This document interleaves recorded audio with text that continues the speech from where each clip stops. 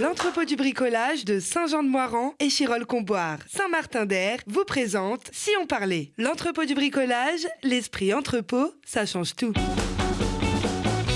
Avec Gilles Trignard Résidence, vous êtes confortablement installé pour regarder Si on parlait.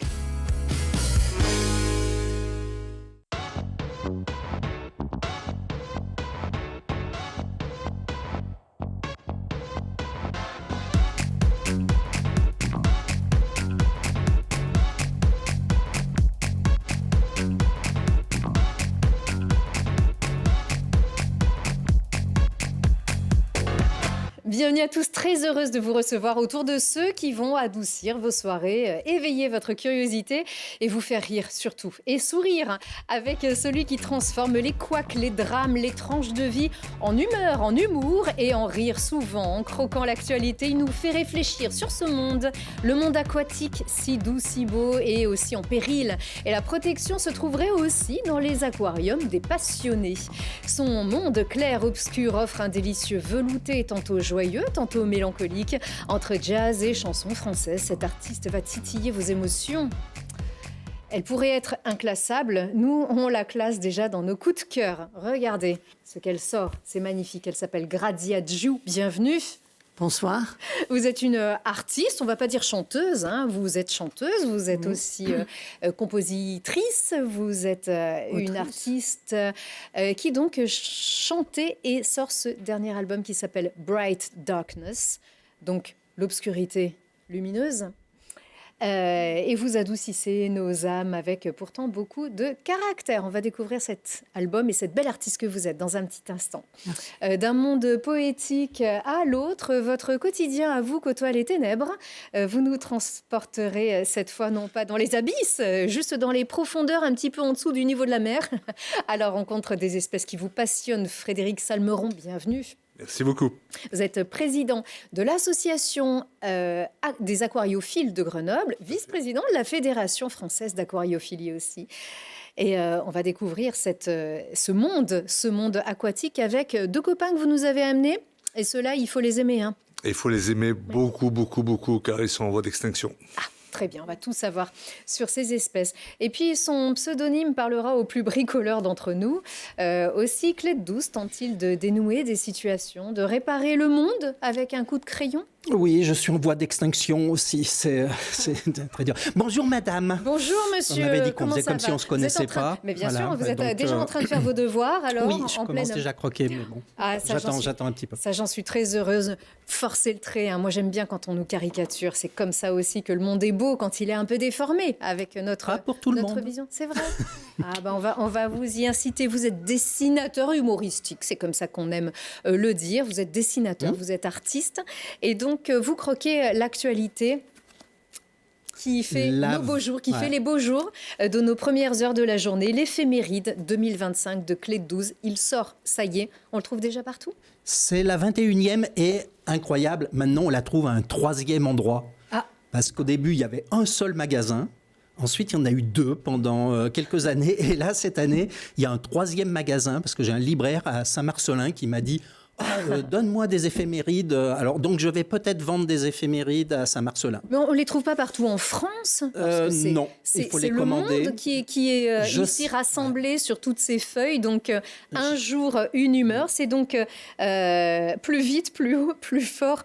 Ça, c'est le titre. Mais il y a plus vite dit, plus haut que son cul, hein, oui, c'est ça, oui, et plus fort de café. Plus fort de café, cette année, c'est un peu ça. Ouais. Oui, c'était ça, donc avec au sommet du podium la dissolution, les européennes et les législatives aussi sur la 3e marche. C'est toute l'année en un petit coup d'œil, en fait, finalement. Oui, c'était les JO quand même, le gros événement de l'année, donc c'est pour ça qu'il a fait la couverture.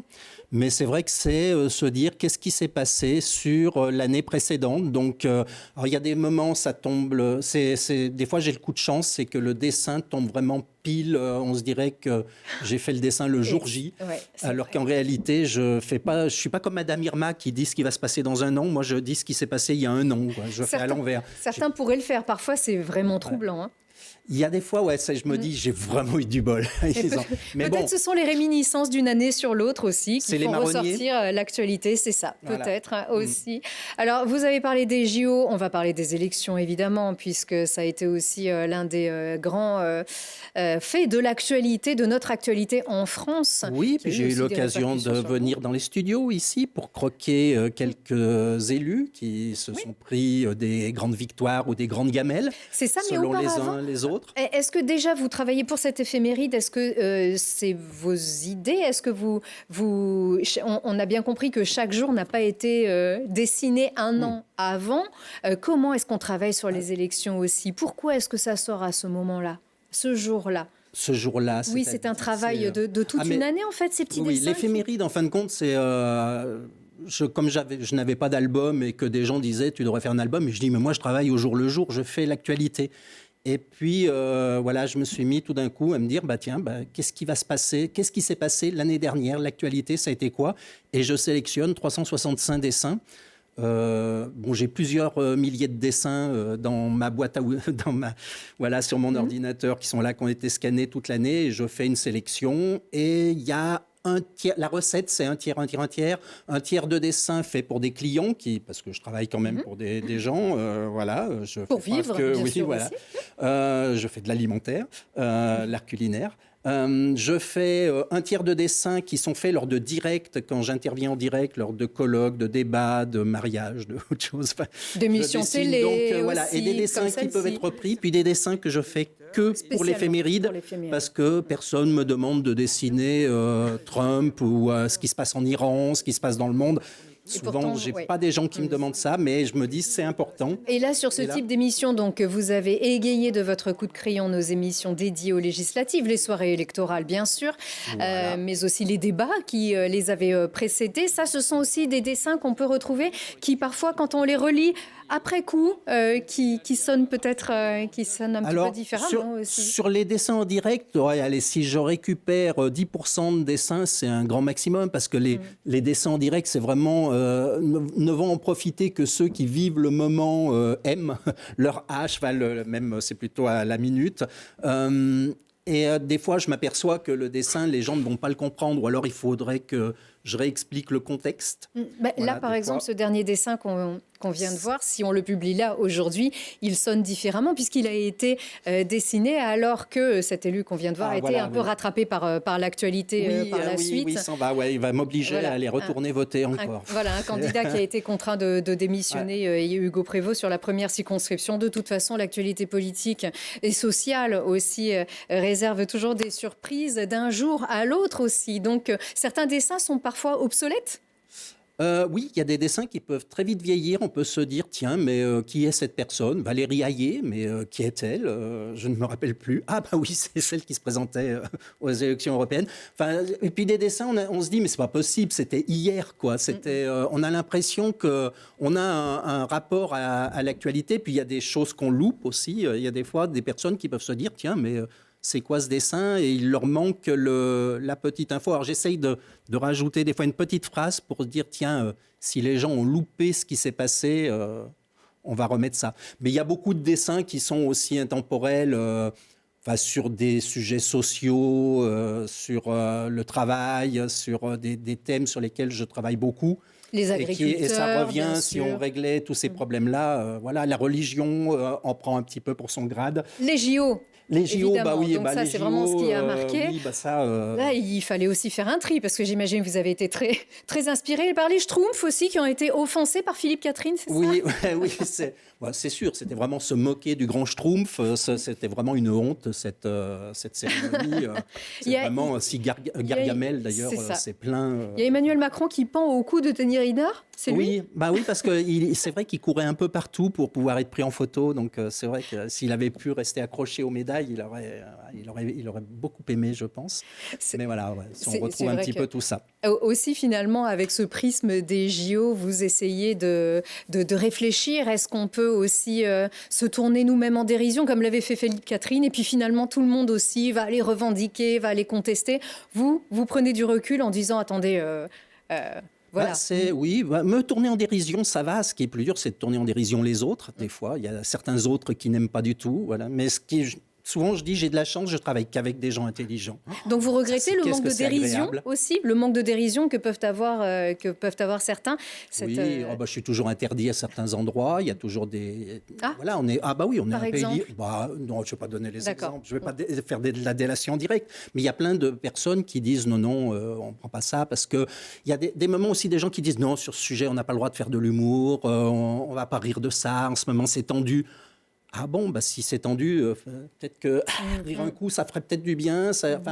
On peut parler, on peut se rire de tout, L'humour mais vraiment, dénonce pour voilà. vous. L'humour Mais après, dénonce. il y a des gens, c'est carrément impossible, quoi. C'est clair. Et il y a des endroits, il y a des gens, oui, qui ont la dent dure et qui. Ouais, j'ai des moments, des personnes qui me disent ah bah non, on a eu un ordre comme quoi on peut pas vous prendre. Donc Oui. et encore, ça va, on est assez tranquille comparé à un réalisateur iranien. Dessinateur en France, on est quand même assez cool. Oui, parce que vous dessinez trop. les libertés qui reculent dans certains pays. Vous dessinez la guerre en Ukraine. Vous dessinez, vous dénoncez avec votre coup de crayon aussi, mais aussi cette humeur et cet humour qui peut justement. C'est une ouverture de réflexion en fait. Vous ouvrez vers la réflexion avec l'humour. Oui, puis c'est essayer de casser aussi certaines barrières, de réussir à aller à certains endroits, parce que c'est vrai que quand on regarde un petit peu sur la censure, là c'est le dessin de presse, mais l'écriture, la musique, c'est un langage, quoi. C'est aussi, il y a des endroits, c'est aussi censuré, quoi. Ça devient un petit peu dingue. On se dit, mais on va pas pouvoir continuer à écrire des fois certains livres ou à faire certaines musiques et ça pourra pas passer à des endroits parce que des gens se plaignent. On interdit des livres dans des écoles, on interdit des musiques dans des lieux. Enfin, c'est du théâtre, des choses comme ça, des humoristes, Alors que ce n'est pas du prosélytisme, c'est un moyen d'expression, c'est un point de vue aussi.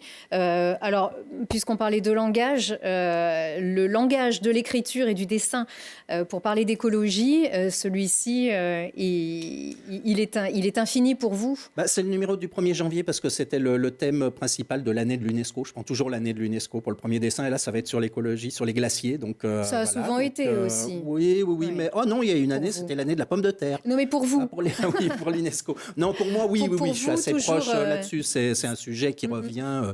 J'ai une rubrique à part. Je classe mes rubriques et il y a une rubrique écologie, oui, c'est sûr. Et justement, sur la liberté, alors ça c'est bien parce que tac, pouf, c'est ce qu'on dit tant de trucs.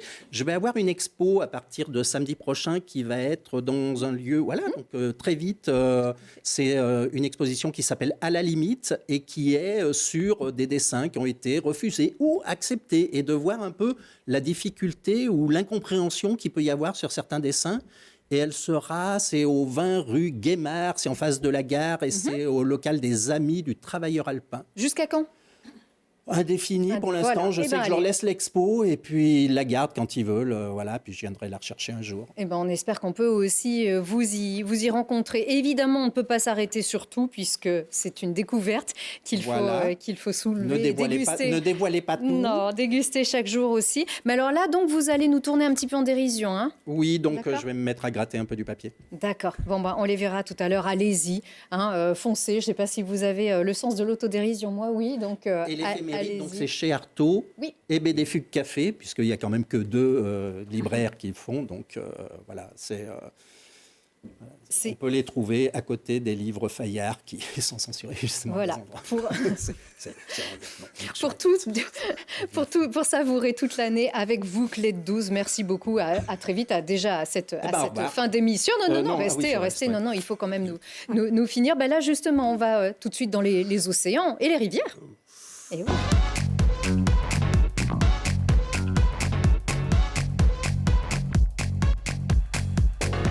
Je regardais votre tatouage, ça représente pas... Non, c'est pas un poisson ? Non. J'ai pas de poisson sur moi. Vous n'avez pas de poisson sur vous ? Non, j'ai beaucoup de choses, mais pas de poisson. Ah, et là, pourtant, alors Frédéric Salmeron, vice-président de la Fédération française d'aquariophilie. Tout à fait. Je ne savais même pas qu'il y avait une fédération française d'aquariophilie. J'ai même cru comprendre qu'il y a des championnats de France d'aquariophilie. Il y a des championnats de France, il y a même des concours internationaux sur certaines espèces. C'est-à-dire, ce sont des quiz, il faut tout connaître. Qu'est-ce que c'est l'aquariophilie alors? L'aquariophilie, c'est garder dans des aquariums des poissons, mais ça c'est la version short. La véritable vocation de l'aquariophile, outre le côté décoratif, ce qui était le cas il y a quelques années, maintenant effectivement elle a un rôle plus de sensibilisation sur la protection des espèces, sur la préservation de ces espèces. Et du coup, l'aquariophilie est dans un total remaniement, elle est dans un total tremplin vers l'écologie et l'environnement. Donc ça veut dire qu'au départ, l'aquariophilie, c'était la passion de toutes ces personnes qui aiment avoir des poissons dans des aquariums. C'était décoratif. D'accord. Et désormais, vous voulez dire que cette aquariophilie a un rôle de préservation des espèces? Exactement. Elle a évolué et grâce à l'aquariophilie, toute simple, on finit par maintenir des espèces qui sont en voie de disparition en milieu naturel ou qui vont s'éteindre en milieu naturel, voire qui sont déjà éteintes en milieu naturel. Et nous, aquariophiles, chevronnés, passionnés, qui vouons du temps, de l'argent à cette passion, qui voyageons pour ça aussi aux quatre coins du monde, eh bien, on permet à ces espèces-là de ne pas disparaître de la surface du globe. Donc ça veut dire qu'il y avait peut-être aussi certaines critiques de mettre des poissons dans un petit volume. Ça peut être mal perçu aussi. Certains se disent, mais laissez donc ces poissons dans la mer. Et l'aquariophilie a évolué justement pour dire que c'est justement pour les préserver. Exactement. L'aquariophilie a évolué en termes déjà de technologie, puisque maintenant on a des outils techniques qui nous permettent de recréer des milieux naturels, des biotopes vraiment en adéquation avec le milieu naturel. Le plus près de l'évolution du milieu naturel vraiment de ces plus près, espèces. Exactement. Et puis il faut savoir un autre phénomène, c'est que la plupart des poissons que vous rencontrez, comme ceux-là, vivent pas forcément dans des milieux qui sont très étendus. Et ce sont des espèces qui vivent dans des milieux très fermés. Et du coup, c'est pas forcément des poissons qui vont nager énormément et qui ont besoin de grands espaces. Alors évidemment, vous me direz, des sardines, des maquereaux, des requins ont besoin de volumes conséquents et évidemment, ils ne sont pas tenables en aquarium. Et c'est pas le but de l'aquariophilie. Parfois. Il y a des roussettes parfois. Je ne sais pas si c'est encore autorisé. Les roussettes sont autorisées puisque ce sont des petits requins qui bougent au final très très très peu. Et ça, qu'est-ce que c'est alors? Puisque ce sont des poissons en voie de disparition, ceux-là? Je vous ai donc ramené un petit couple qu'on appelle des aphanus, qui est un petit poisson qu'on trouve dans des lacs en Turquie. Des aphanus, et dont effectivement l'espèce est en voie d'éradication en milieu naturel. Comment cela se fait? Alors, la pollution, déjà. Dans certains cas, la déforestation par les populations locales. Et puis également l'appel mercantile de certains gros groupes financiers, dont toutes les entreprises pétrochimiques, aurifères, qui vont détruire ces milieux. Voilà. Et donc, en préservant les couples qui vont se multiplier, la procréation in vitro, presque en fait, entre des vitres, hein. C'est pas l'étymologie, mais en tout cas ça fait partie justement, c'est votre rôle aussi de les préserver dans des aquariums. Alors notre rôle, c'est effectivement de les maintenir, aussi. Mais les parcs animaliers on travaille avec les parcs animaliers, on travaille avec les aquariums publics. Ces animaux donc vont se reproduire. Et ils vont pouvoir, dans des cas extrêmes, être réintroduits en milieu naturel. C'est ce qui s'est passé, par exemple, il y a quelques années au Mexique, où un lac proche de Mexico avait des espèces qui ont été éradiquées. Et, hasard ou grande chance, la plupart de ces poissons une partie de ces poissons avait été prélevée par des chercheurs et ramenés en Autriche.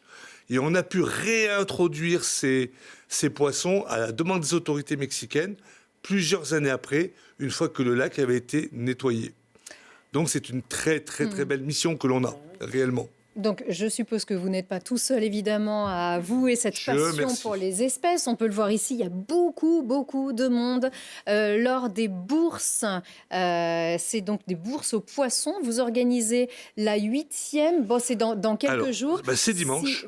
Si vous passez à côté, si vous n'avez pas pu y aller, ou en tout cas si c'est dépassé, eh bien, vous pouvez trouver toutes les informations sur cette passion aussi sur votre C'est ça. site. Et donc, beaucoup de monde et nécessairement beaucoup d'espèces. Alors, on aura... C'est un marché aux poissons ? Alors, c'est pas un marché aux poissons, c'est une manifestation où les particuliers passionnés vont pouvoir acquérir des poissons à des prix de passionnés. C'est ce dimanche à Pour des Crolles, passionnés. Et donc, faut c'est ce dimanche, effectivement, à Crolles, de midi à 17h. Et puis surtout, donc, on a en plus ce côté pédagogique, puisque les parents emmènent leurs enfants et on montre aux enfants l'intérêt de préserver ces espèces. Et donc, pour les préserver, il faut déjà les connaître, il faut les aimer. Et du coup, ces enfants, ils sont ébahis, ils passent des heures et des heures à regarder ces poissons évoluer. Et toute cette diversité biologique que l'on peut rencontrer, c'est absolument merveilleux. Vous, Voilà. qu'est-ce qui vous a fasciné ? En aquariophilie ? Oui. Ah, mais moi, c'était ce combat pour une espèce que j'affectionne particulièrement, dont mon petit couple fait partie, qu'on appelle les kilis, dans notre jargon, et qui vivent dans des petits ruisseaux en Afrique de l'Ouest notamment, où j'ai eu la chance de me rendre pour justement aller les étudier. Et donc, c'est quelque chose qui vous prend aux tripes et qui vraiment est passionnant au-delà même du côté esthétique. Et ce n'est pas le cas souvent pour tout le monde. On peut acheter des poissons sans vraiment connaître Oui. les besoins, les milieux. Oui. Est-ce qu'aujourd'hui encore, il faut faire de la pédagogie ? On n'acquiert pas un petit poisson comme celui-ci, comme on pourrait... C'est pour ça que nous, association, effectivement, Lucille, c'est pour ça que nous, association, on est là pour former les futurs acquéreurs et pour leur donner l'envie d'aller plus loin tout en pensant à une chose, le bien-être animal. Pour nous, c'est la base absolue de notre activité qui est vraiment une activité à vocation écologique. Mais c'est vrai que certains ont des chiens, des chats, ça a toujours été. Aujourd'hui, il y a des nacs aussi, des reptiles, certaines espèces aussi, même des araignées. C'est votre cas encore ? J'ai fréquenté ce milieu, effectivement. Hein. Voilà. Et est-ce que les poissons, on pouvait avoir un poisson rouge dans un bocal, est-ce que c'est moins répandu depuis quelques décennies maintenant ? Alors, depuis des années, les poissons rouges dans les bocaux sont interdits. Et nous, on est très contents de cela, puisqu'on se bat contre ce genre de pratique. On est contre, effectivement, le fameux poisson rouge dans son bocal. Mais on est contre également le fameux combattant dans son petit gobelet. Donc, on est là vraiment... Alors, il regarde des vidéos de reproduction de poissons. Voilà, gros cochon, voilà. Oh bah, ça va en faire rire pas mal de mes amis. Hein, Oh, bah, exactement. me C'est connaissant. moi ça ? Ah, oui. Eh ben oui, j'arrive pas bien à lire d'ici. Vous avez quand même une sacrée raie sur la tête. Énorme, Joli, énorme. bien joué, Clé de 12, bien sûr. Alors donc oui, et puis alors c'est même une crête que vous avez sur la tête. Et on peut aussi parler vraiment un tout petit mot. C'est vrai que là, vous nous plongez dans les océans, dans un milieu extrêmement coloré, extrêmement vivant, plein de mouvements, plein de poésie aussi. Vous travaillez dans le milieu funéraire. Hein, Exactement. c'est votre métier. Exactement. Oui, qui fait partie de la vie, bien sûr. Pour moi, la mort fait partie de la vie, effectivement. Tout à fait. Donc, il faut aussi vous extraire parfois de ces situations. Vous êtes face aussi à de la détresse, à de la tristesse. Alors moi, je suis face à cette... Ouais. Non, vous y réfléchissez pas trop. Alors, j'y réfléchis pas du tout, d'autant que moi, je suis aquariophile depuis l'âge de 14 ans. Donc, j'étais déjà bien en avance par rapport à mon activité professionnelle actuelle. D'accord. Vraiment en avance. Ouais. Très bien. Eh ben, merci pour cette découverte. Donc, rendez-vous ce dimanche à Crolles. Donc, Et petite précision, Lucille, l'entrée, elle est gratuite. bien sûr. Pour tout le monde. Mais pas les poissons. Mais pas les poissons. Voilà. L'entrée est gratuite. Et donc, On se manque que de... chacun soit sensibilisé à la préservation de ces... comment, Aphanus, vous disiez de ces espèces, on va dire, Comment il tout s'appelle simplement. Ça, c'est des aphanus. Aphanus, ben c'est ça, j'avais bien retenu. Oui. Ok, eh ben merci Frédéric, tout de suite, on retourne aussi dans la poésie et dans la couleur, tout de suite.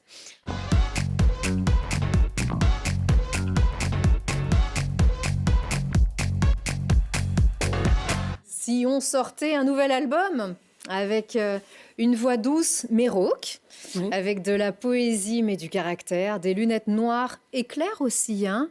Elles sont pas toutes noires, elles sont un peu claires par en dessous. Au fait, c'est des lunettes pour voir de loin et en même temps le soleil, voilà. Voilà, tantôt flamande, tantôt italienne, Gradiagiu. Vous jouez des contrastes. Quelle source d'inspiration? Mes inspirations Oui, musicaux. Ces contrastes, c'est une source d'inspiration justement, de jouer aussi avec les contraires, puisque vous sortez Bright Darkness. Oui. C'est fait exprès?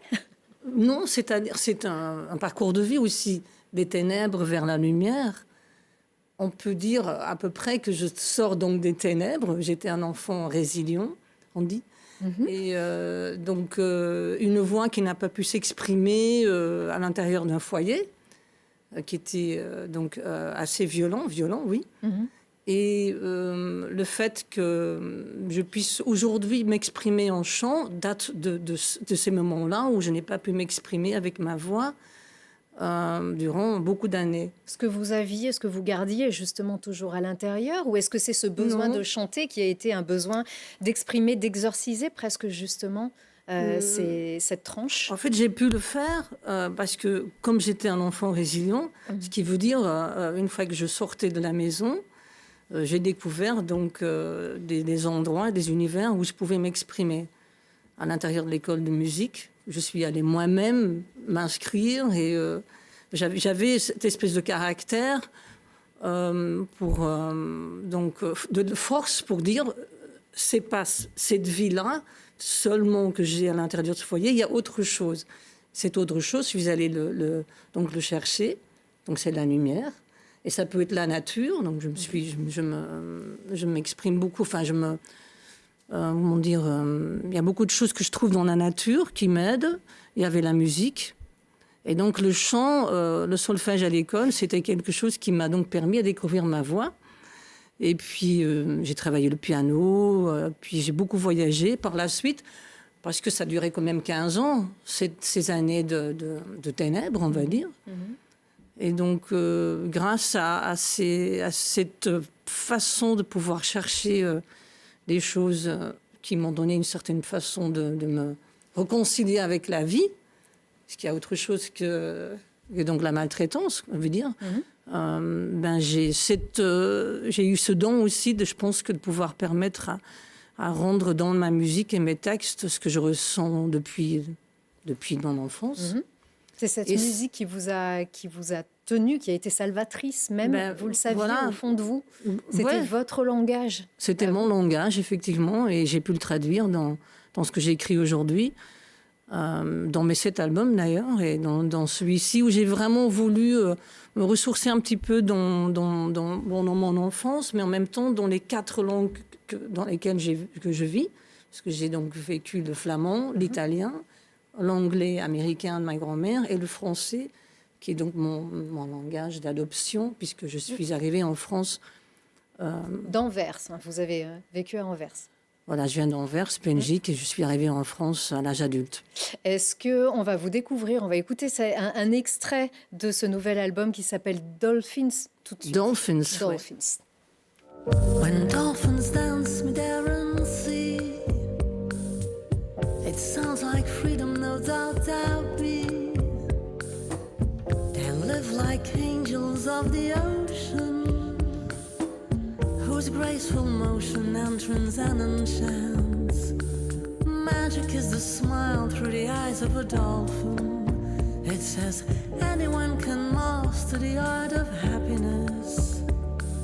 Dance, dance, dance with the dolphins.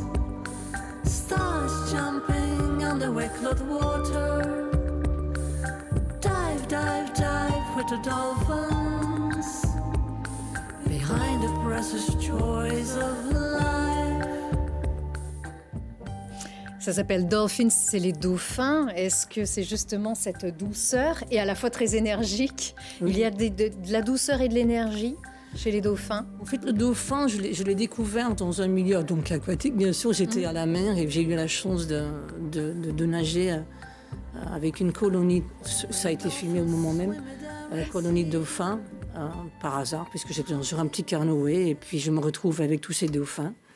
Et j'ai nagé avec eux, et puis c'est une émotion tellement forte de liberté, parce que en fait, le dauphin, je trouve que c'est énigmatique dans le fait qu'il donne du bonheur, rien qu'en le regardant. Je pense que tout le monde sur Terre, quand on voit un dauphin, on est ravi, on est dans une espèce d'extase et de joie. Et puis, il y a ce sourire qui émane de leurs yeux. J'en parle, je donne ce discours, je les décris un petit peu dans ce sens-là. Ils vivent en colonie, ils travaillent ensemble, ils pêchent ensemble, enfin voilà, ils cherchent ensemble, ils sont toujours en famille. Et puis ils se protègent ensemble. Il y a quelque chose de très beau. Et puis ça me parle effectivement, puisque c'est vers la beauté de la vie que j'ai voulu aller. Et que je me suis bien sûr fait observer. Comment dire, ça m'a permis d'aller au-delà de ce que je vivais à l'époque, qui était complètement le contraire. Voilà. Et alors, on a entendu ce petit accent d'Anvers. On disait aussi, il y a toujours ce petit accent qui est aussi votre personnalité. Il y a du jazz, il y a un peu de pop aussi. Est-ce que c'est un album de jazz? Est-ce que vous vous considérez, vous, comme une chanteuse de jazz? Non, pas du tout.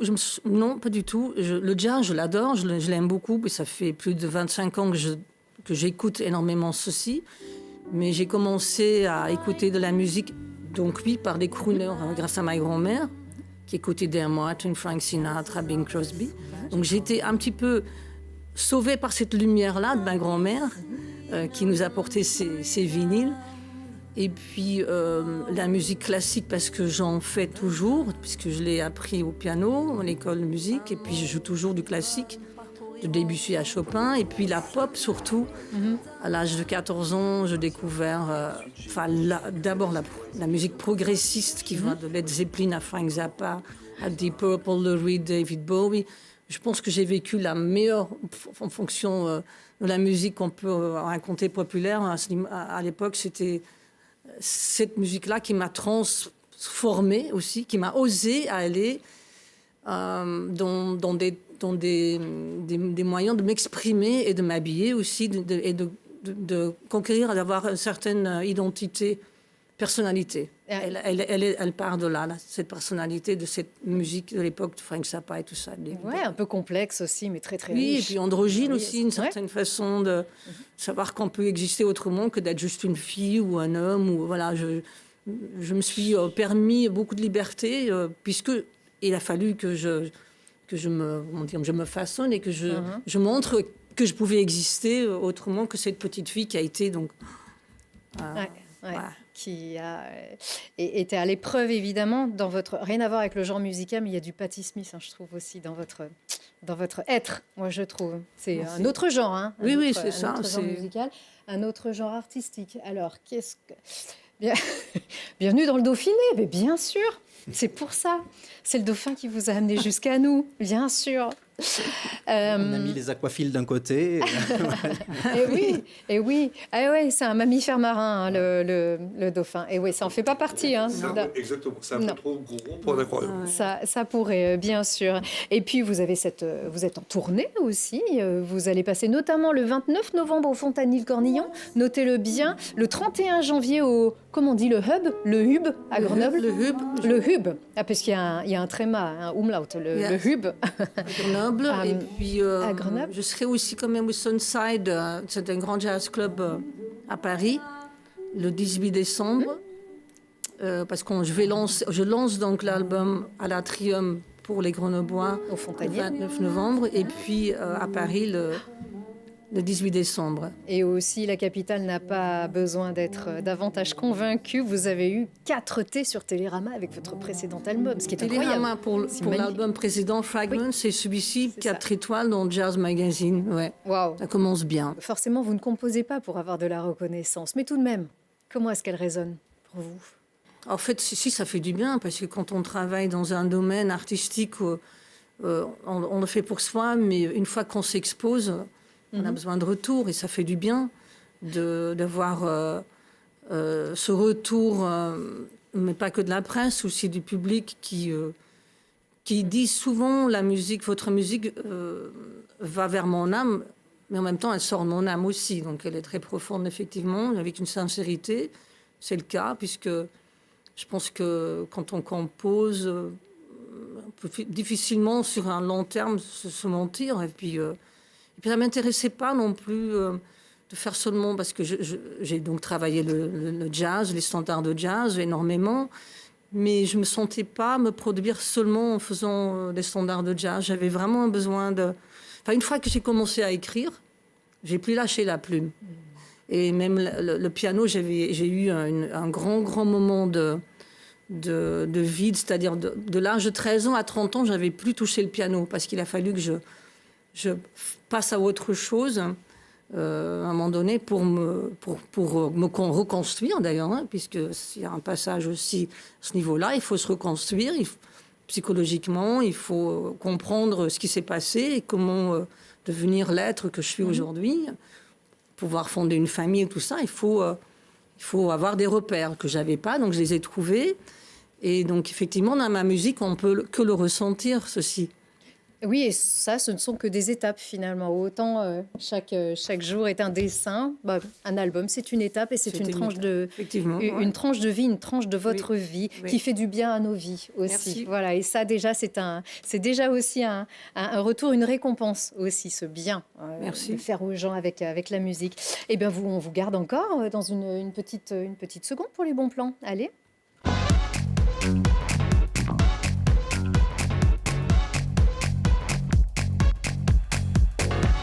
Il faut dire une dard n'est pas une tranche. Ok, merci Clé de 12. Qu'est-ce qu'on a Gradia là sur un petit dessin? Alors, Gradia sort des ténèbres, c'est le train fantôme. Et ben voilà, hein, un peu de légèreté. Tout à fait. Vous aimez les trains fantômes? J'adore ça. Allez.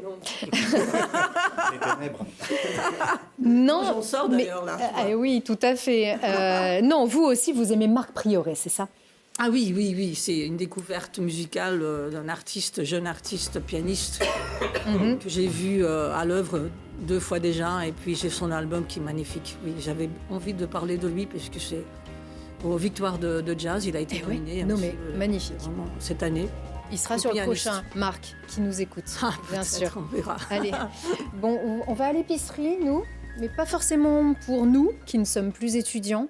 Oui, voilà, ouais. En fin de compte, c'était, tu m'as dit, un coup de cœur. Mais c'est un coup de cœur, mais en même temps, c'est un coup de colère. Enfin, c'est quand même pénible qu'on en soit à arriver à être là. Alors, c'est super. Hein, c'est une épicerie sociale pour les étudiants qui vivent sous le seuil de pauvreté, en tout cas, une précarité étudiante. Rue Guettal, c'est ça, c'est tout nouveau. Si je dis pas de bêtises, c'est tout nouveau, c'est depuis début novembre.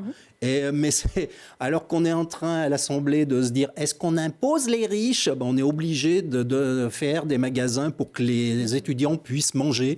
Grâce à la banque alimentaire. C'est super, hein, mais qu'est-ce que c'est exténuant de se dire que on en est là, quoi. Et en même temps... je suis content que ça existe, mais j'aimerais que ça n'existe pas, quoi. Enfin, c'est pénible, quoi, d'avoir des lieux comme ça. Donc, mais bon, allez, on va dire que pour encore un moment, c'est bien. Voilà, grâce à la banque alimentaire de l'Isère aussi, qui permet d'avoir aux étudiants d'acquérir ces produits de première nécessité, cette alimentation à un faible par moment. Peut-être. Allez, vers le prochain, vers le poisson.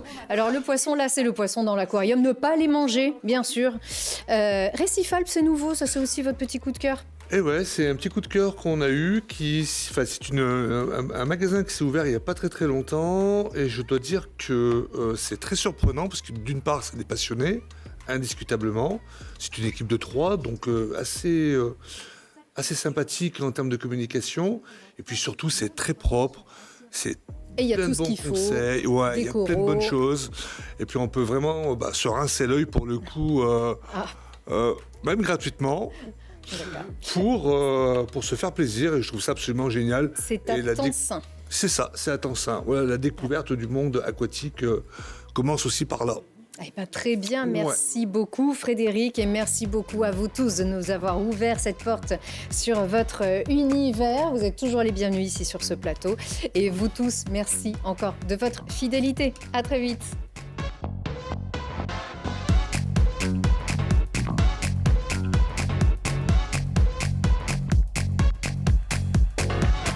Vous avez profité de Si on parlait avec Gilles Trigna Résidence. L'entrepôt du bricolage de Saint-Jean-de-Moiran et Chirolles-Comboires, Saint-Martin-d'Air vous a présenté Si on parlait. L'entrepôt du bricolage, l'esprit entrepôt, ça change tout.